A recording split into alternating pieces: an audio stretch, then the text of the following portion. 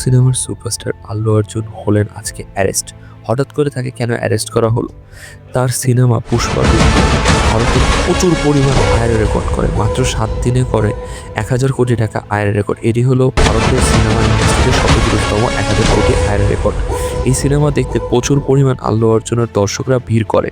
তিনি দর্শকদের প্রতিক্রিয়া দেখতে সিনেমা হলে হঠাৎ করে কোনো ধরনের কোনো সেফটি, সিকিউরিটি এবং জনগণ কন্ট্রোলের কোনো ধরনের কোনো পূর্বাবস্থা ছাড়া হঠাৎ করে সিনেমা হলে উপস্থিত হলে সেই সিনেমা হলের দর্শকরা প্রচুর পরিমাণ ভিড় লাগিয়ে দেয় তাকে দেখার জন্য। এই ভিড়ের মধ্যে একজন মহিলা এবং একজন তার শিশু হয় নিহত।